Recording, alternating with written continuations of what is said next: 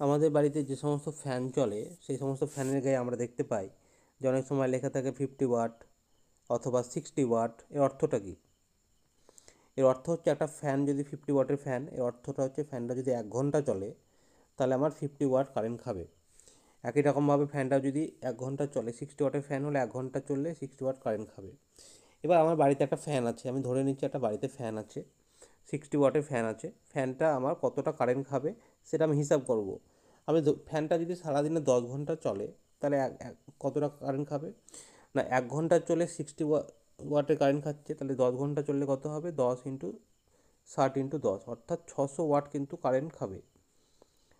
এবার আমার কত ইউনিট যদি বের করতে হয় তাহলে আমাদেরকে প্রথমে জানতে হবে যে 1 ইউনিট মানেটা কি। 1 ইউনিট মানে হচ্ছে আমি ধরো একটা 1000 ওয়াটের একটা ইলেকট্রনিক জিনিস আছে, সেটা যদি 1 ঘন্টা ধরে চলে যতটা কারেন্ট কনজিউম করবে সেটা হচ্ছে 1 ইউনিট।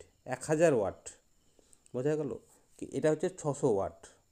তাহলে এটাকে আমি 1000 দিয়ে যদি আমি ভাগ করে দিই, এটাকে যদি আমি 1000 দিয়ে ভাগ করি তাহলে কিন্তু ইউনিটে কনভার্ট হয়ে যাবে। কী করে করবো? শূন্য শূন্য কেটে দিলাম, 6কে 10 দিয়ে ভাগ করে 0.6 ইউনিট, 0.6 ইউনিট। অর্থাৎ 60 ওয়াটের একটা ফ্যান আছে, ফ্যানটা সারাদিনে গড়ে 10 ঘন্টা করে চলছে, তাহলে আমার 0.6 ইউনিট কারেন্ট খাবে। এবার এখানে আমার যে কোনো ইলেকট্রনিক জিনিস সেটা কত ওয়াটের সেটাকে আমরা এখানে বসাবো, কত সারাদিনে মোটামুটি অ্যাভারেজ কতটা কারেন্ট উঠছে বা কতক্ষণ চলছে সেই জিনিসটা, মেশিনটা, সেটাকে আমরা এখানে বসাবো, হিসাব করবো, সেটাকে 1000 দিয়ে ভাগ করলে ইউনিটে কনভার্ট হয়ে যাবে, সোজা হিসাব।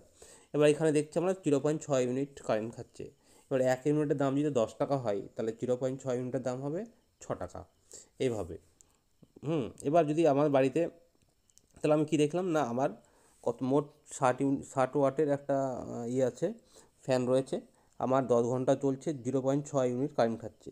এরকম ফ্যান যদি দুটো থাকে তাহলে কি করব? 2 × 0.6 ইউনিট অর্থাৎ 1.2 ইউনিট কারেন্ট খাবে পূর্বে আর কি।